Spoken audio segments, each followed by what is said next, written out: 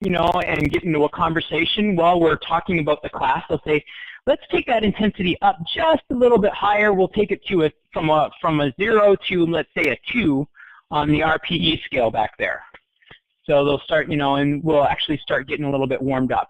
If I don't get a lot of talk from them, I'll say, let's go ahead and we'll go standing for a little bit and we'll warm ourselves up.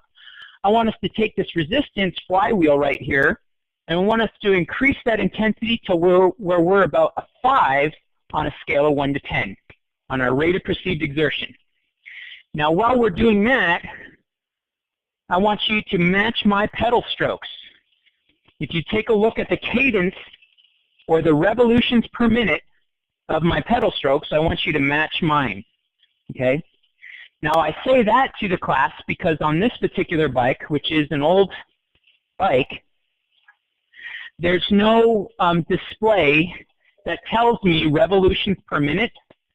There's no display that will tell me miles per hour, or there's no odometer on here either, okay? So if they don't have any of that, you want them to match your pedal stroke. That's important as far as being able to get them to a proper resistance, is that cadence. Now, the newer bikes will all have a display that will show revolutions per minute, it'll show miles per hour, and it will show the odometer of how many miles you've gone so far, okay? Now, typically, in a group cycling class, you want revolutions per minute. How fast is, how many revolutions per minute are my feet moving? Typically, you want in the range of 60 to 80 revolutions per minute, okay? So I'll tell people if they, you know, match my cadence, or we want to be at around 60 to 70 RPMs, and I want us at a resistance of about 5, and we'll stay there for about maybe 2 or 3 minutes standing up. And then we'll sit it back down, and I'll say, okay, go ahead and take that resistance off, and let's go ahead and we'll stretch ourselves out just a little bit, get ourselves set for a really great workout. And with the stretches, I like to be funny with them, okay? So I said, well, first of all, we're going to start out with the friendly stretch where we get to say hello to everybody. We're going to be stretching this deltoid right here. And at the same time, we're going to wave to our neighbor next to us, say hello. Feel free to say your name if you like. And then get to the other side. Now, if there's a pretty girl there, you don't smile. Make sure you don't smile, and that always makes everybody smile, so it makes everybody laugh, right? Then I say, okay, the second stretch that we're going to do is over the head like this, and stretch out our triceps, okay? Stretching out these triceps right here, and you really think that this is a tricep stretch, but what this is it's a deodorant check. It's going to help give you an idea of what you're in for pedaling to the person next to you. If you smell anything now, you just wait, okay?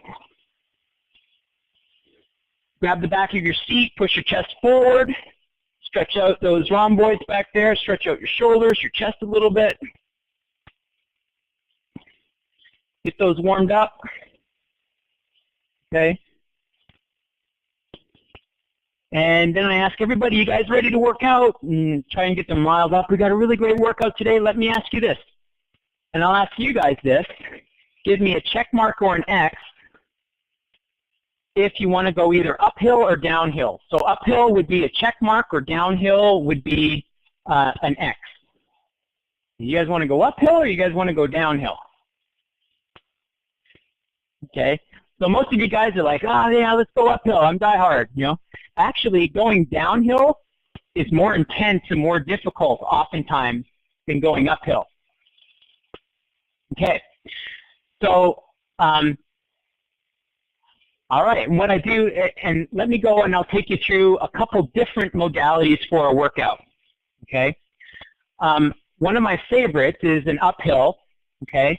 And my baseline that I get everybody started for the workout portion of the class is called a well, it's basically standing up at hand position 1. So I say, okay, everybody stand up, hand position 1. I want you guys following my cadence, okay?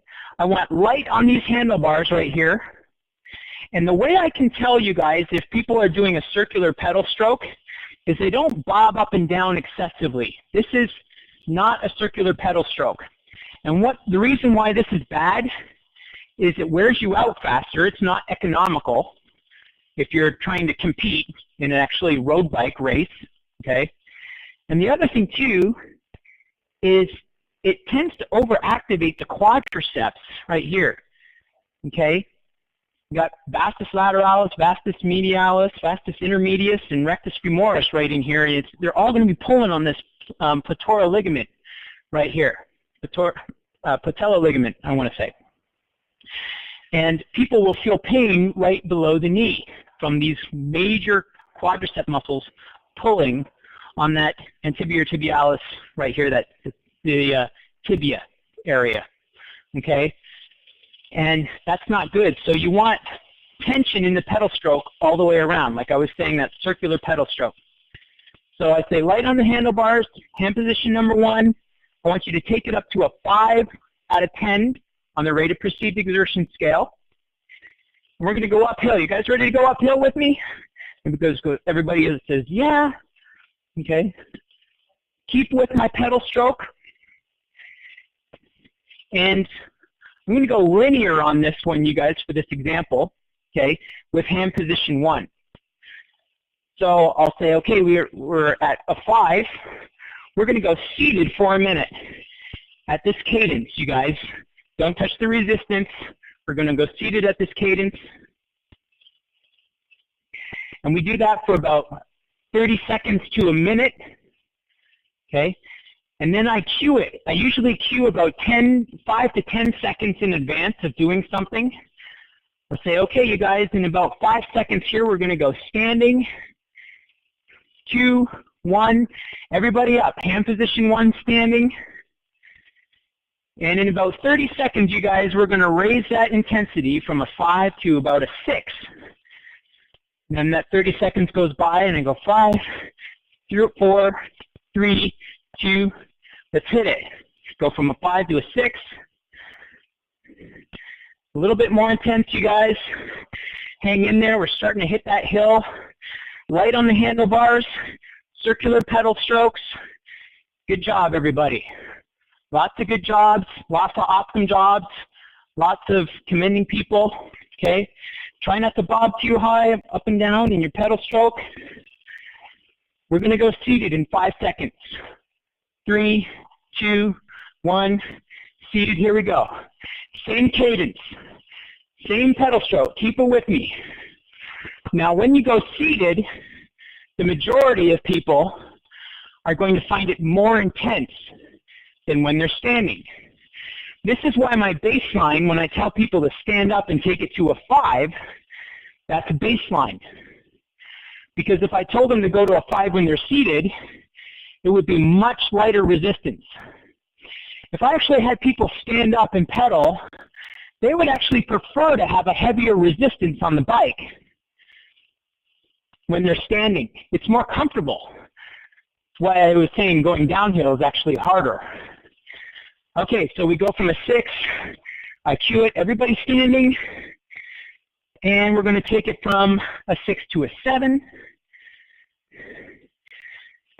And then I say, you guys, it's going to be harder to match my pedal stroke. You're going to start to feel tired. You're not going to want to talk too much, which is great because you guys are all really noisy. You know, I tease them or however.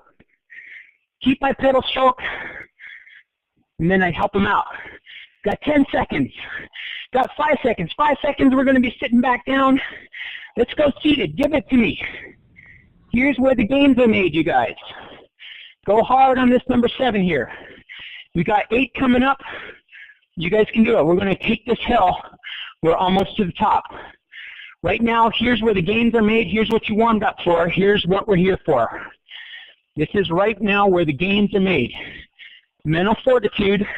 You tell your body how strong your nervous system is, how strong your mental fortitude is. And they'll say, everybody up, here we